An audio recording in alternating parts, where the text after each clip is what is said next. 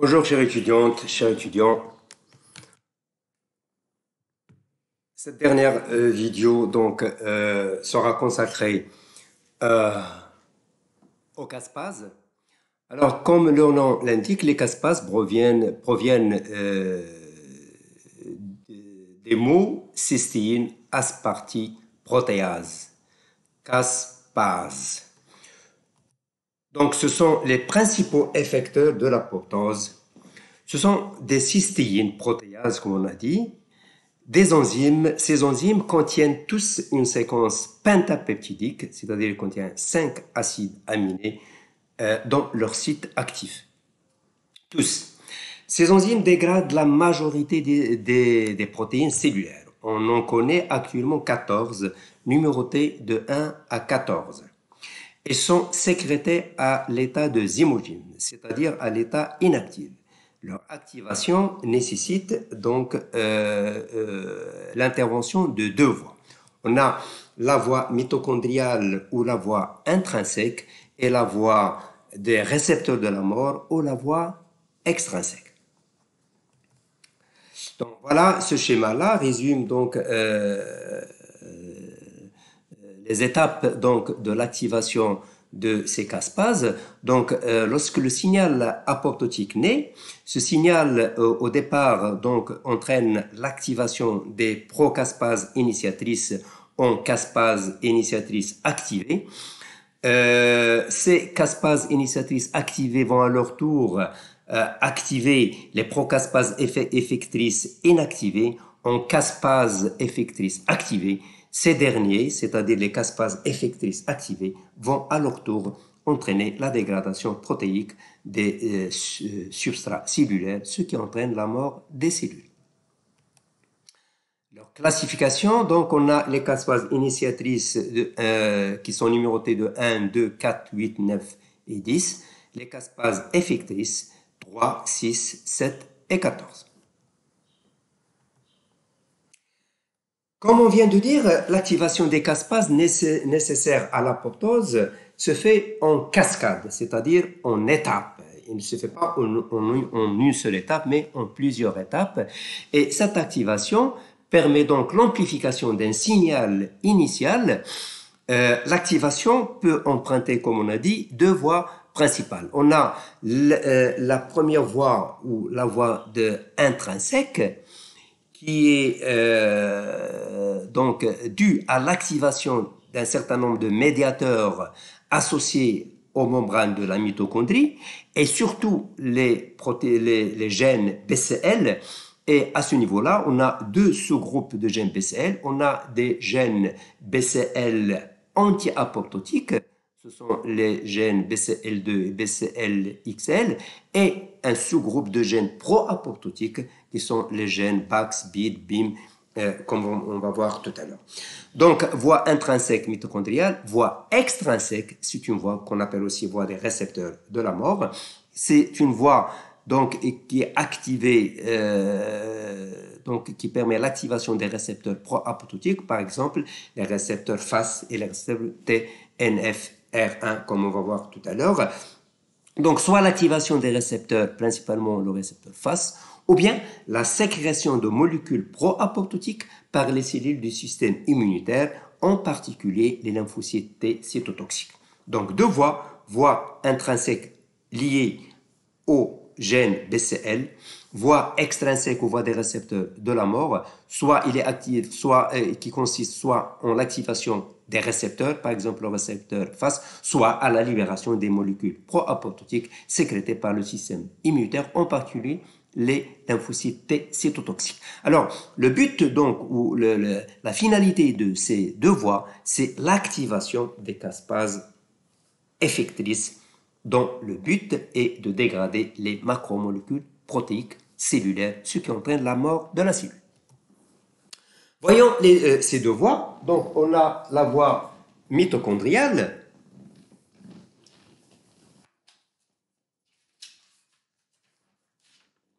Voie mitochondriale, donc, ou voie intrinsèque, il est lié exclusivement à l'activité de la mitochondrie. La mitochondrie représente un organite essentiel au métabolisme cellulaire. Alors, lorsque cette mitochondrie subit donc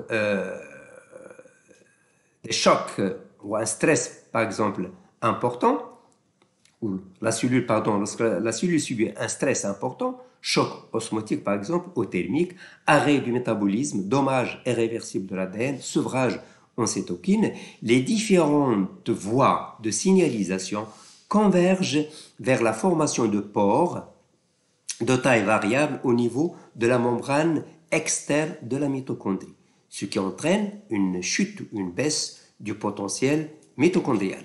Cette chute du potentiel mitochondrial serait due à l'ouverture donc de ces pores de perméabilité de transition formés au niveau des points de contact entre les membranes internes et externes de la mitochondrie. Cette chute du potentiel va entraîner la sortie d'un certain nombre de protéines, dont le cytosol, donc la sortie d'un certain nombre de facteurs apoptotiques au niveau du cytosol. Parmi ces facteurs apoptotiques qui sortent via ces pores, l'ouverture de ces pores, on trouve le cytochrome C, les protéines SMAC, HTRA2, l'AIEF et les endonucléases. La sortie du cytochrome C va s'associer la sortie du cytochrome C est contrôlée par le groupe des gènes BCL. Comme j'ai dit tout à l'heure, on a deux groupes, les gènes BCL2 anti-apoptotiques, notamment le gène BCL2, le gène BCLXL. Donc, ce sont des gènes anti-apoptotiques et s'opposent à l'apoptose. Et les autres gènes, qui sont les gènes BAC, BID et BIM, qui sont des gènes pro-apoptotiques qui sont favorables à l'apoptose. Donc, c'est le rapport entre ces deux gènes-là. Lorsque le rapport du gène, le rapport pro-apoptotique sur les gènes, lorsque je parle de rapport, je parle de protéines. Lorsque la quantité des protéines pro-apoptotiques sur la quantité des protéines des gènes anti-apoptotiques est supérieure à 1, on aura apoptose. Lorsque le rapport pro-apoptotique sur anti-apoptotique est inférieur à 1, on aura la survie de la cellule. D'accord? Donc, c'est le rapport des gènes pro-apoptotiques sur anti-apoptotiques qui détermine si la cellule entre en apoptose ou reste en survie. Si ce rapport est supérieur à 1, la cellule va rester en vie. La cellule va entrer en apoptose. Si ce rapport est inférieur à 1, la cellule va survivre. Donc,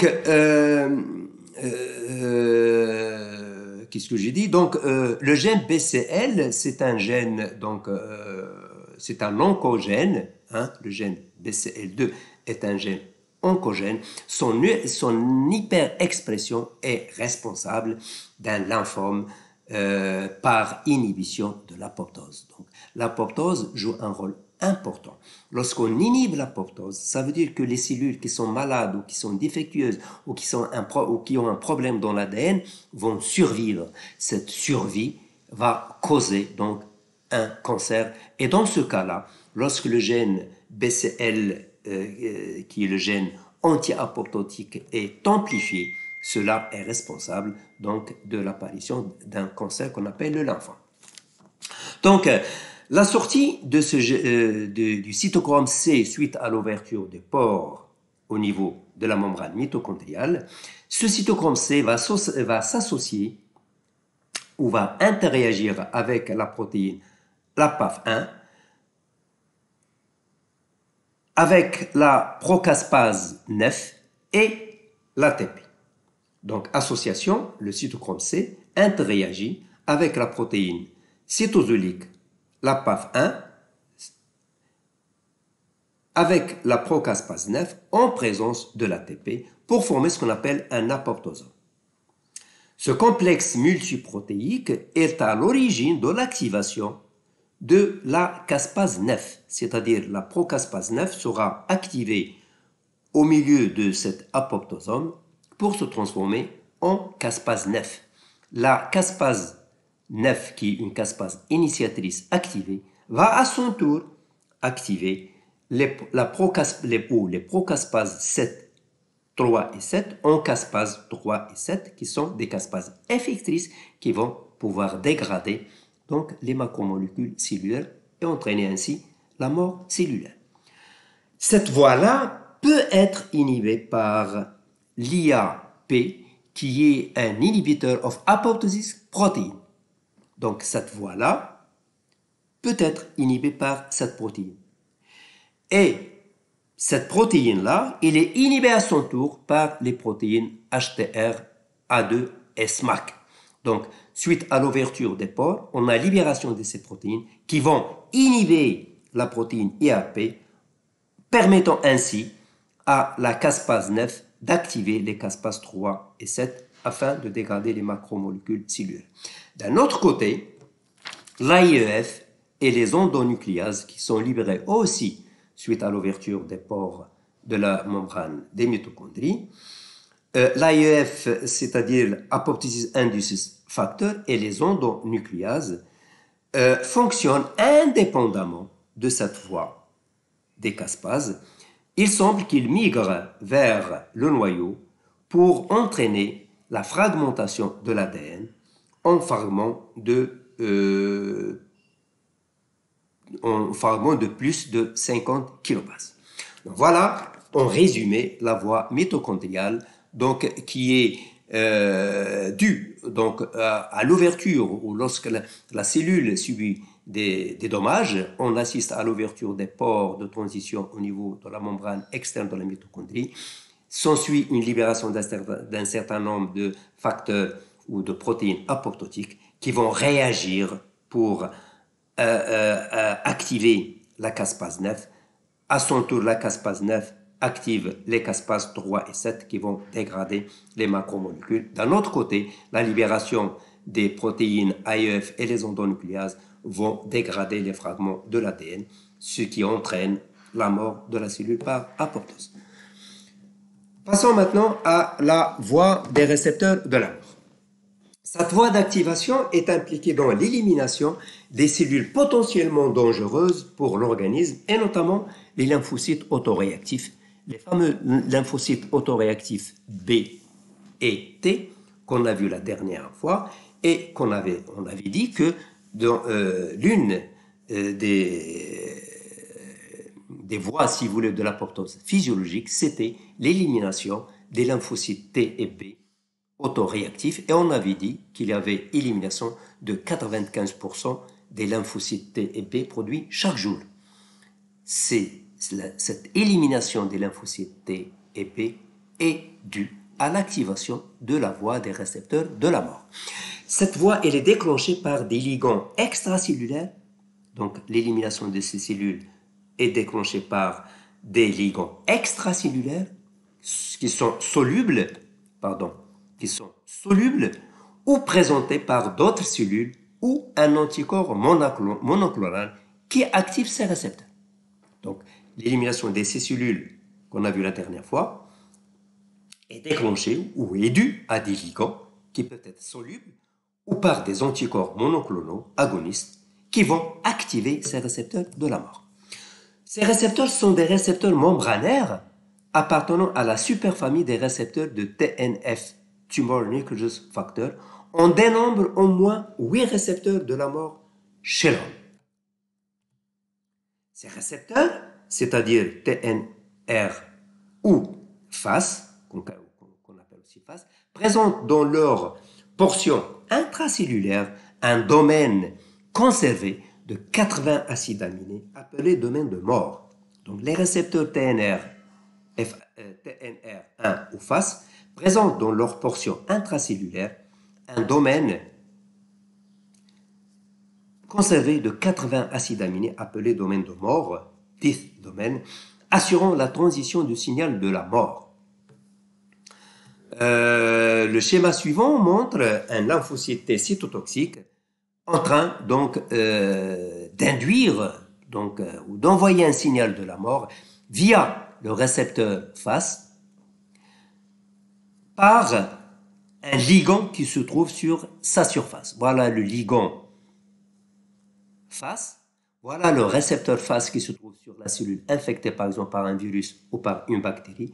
Le lymphocyte T se rapproche de la cellule infectée. Son ligand se fixe sur son récepteur, envoie un signal de la mort, ce qui entraîne la mort de la cellule. Donc, c'est l'interaction de ces deux récepteurs, c'est-à-dire le TNR et le récepteur face, avec leur ligand, qui permet l'assemblage d'un complexe multiprotéique cytoplasmique à côté, donc, comme on va voir tout à l'heure, du côté du cytoplasme. Ce complexe multiprotéique cytoplasmique contenant la protéine FAD, c'est-à-dire Fast Association Death Domain Protein. FAD. FAD Association Death Protein, appelé aussi DISC, Death Inducing Signal Complex. C'est un complexe qui induit un signal de la mort. Lorsque le récepteur, le ligand, pardon, se fixe sur son récepteur, ça induit l'assemblage d'un complexe multiprotéique appelé FAD. Ce complexe multiprotéique va envoyer un signal de la mort dont le but est d'entraîner, d'activer les procaspases initiatrices qui vont à leur tour activer les procaspases effectrices en caspases effectrices qui vont dégrader les macromolécules cellulaires, ce qui entraîne la mort de ces dernières. Ce complexe donc initie l'enclenchement, c'est-à-dire le démarrage de la cascade apoptotique par activation de la procaspase 8, et au terme de cette cascade, c'est-à-dire à la fin de cette cascade d'événements, c'est la procaspase effectrice 3 qui est activée en caspase 3 qui est activée et dont le but est de dégrader les macromolécules cellulaires et en particulier les protéines de structure et les protéines de la cellule qui va mourir par apoptose. Voilà le fameux récepteur FAS. Donc, voilà le récepteur FAS qui a un domaine, le domaine de mort. D'accord? Ça, c'est le côté extracellulaire, le côté intracellulaire et le côté donc transmembranaire, le côté intracellulaire qui contient le domaine de la mort. Lorsque le ligand FAS se fixe sur son récepteur, ça entraîne donc l'assemblage d'un domaine de la mort, donc FAD this domaine, et donc qui consiste en l'assemblage de 3 récepteurs FAS avec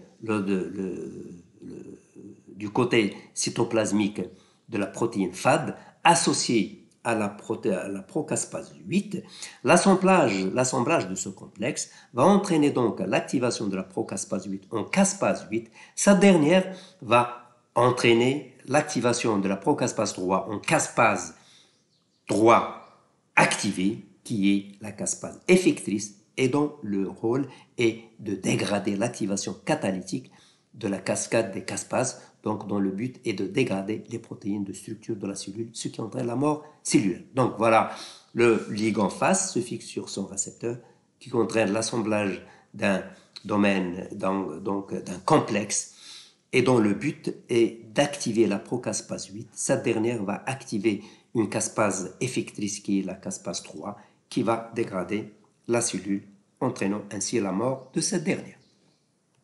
Voyons ces récepteurs de signalisation donc des récepteurs de la mort. On a donc le récepteur FAS qui est une protéine transmembranine de 45 kDa exprimée dans de nombreux tissus, en particulier le foie, le cœur, les cellules épithéliales, ovariennes et les tissus lymphoïdes. Donc tous ces tissus-là contiennent le récepteur FAS.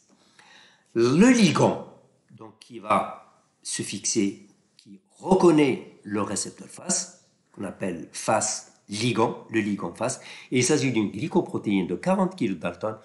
Son expression est limitée, surtout à la surface des lymphocytes T activés, des cellules des NK, Natural Killer, et les macrophages.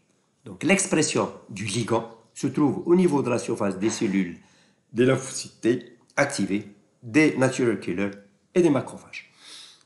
Le rôle donc de ces trois, le rôle donc c'est ce récepteur-là joue un rôle important dans trois apoptoses physiologiques. Premièrement, la délétion périphérique des lymphocytes T matures activés en fin de réponse. Les lymphocytes T, comme toutes les cellules, ont une durée de vie limitée à la fin de leur vie et seront éliminés par l'activation de ce récepteur.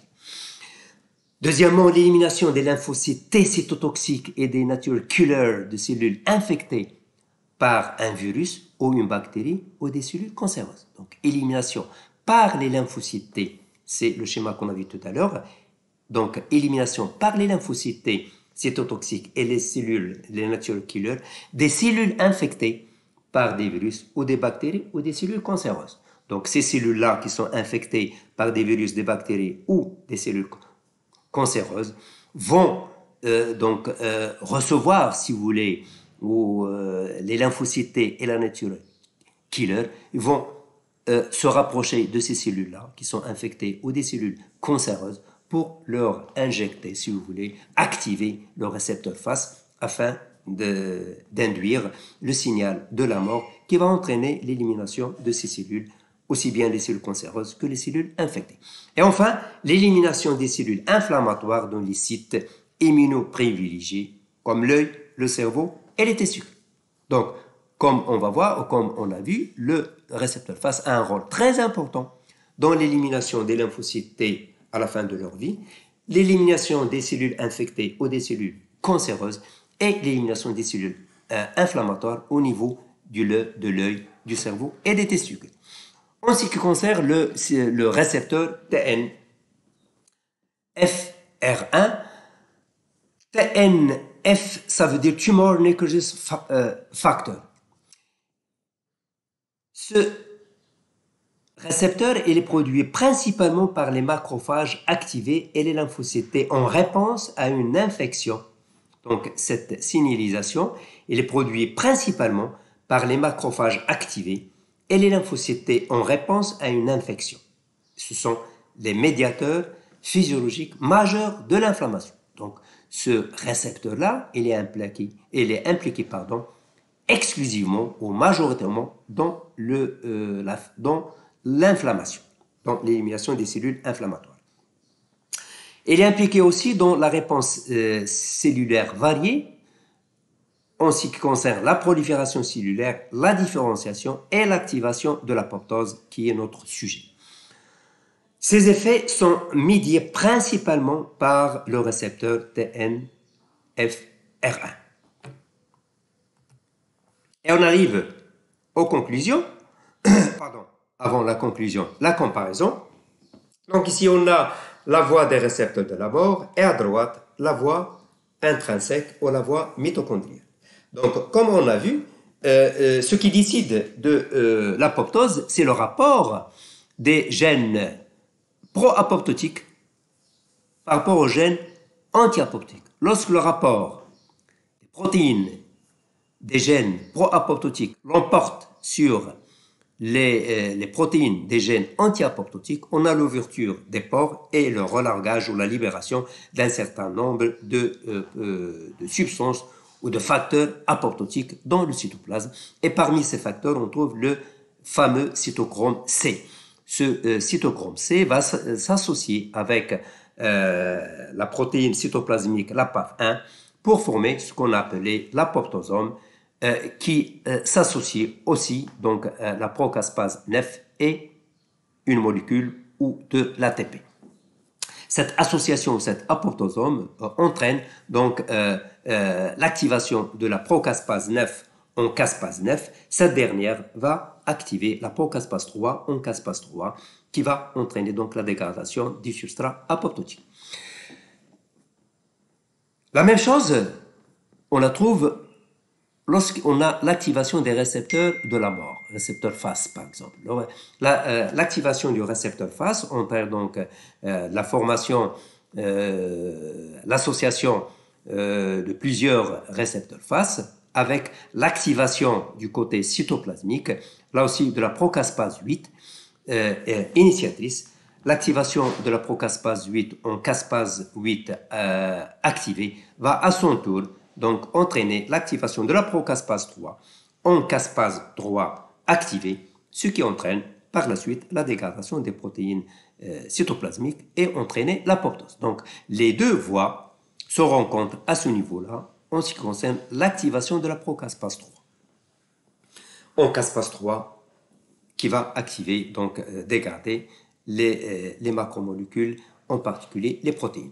D'un autre côté, on a l'AIEF, donc apoptosis induced factor, avec les endonucléases, vont migrer au niveau du noyau pour entraîner donc la dégradation de l'ADN en fragments de 50 kilodaltons.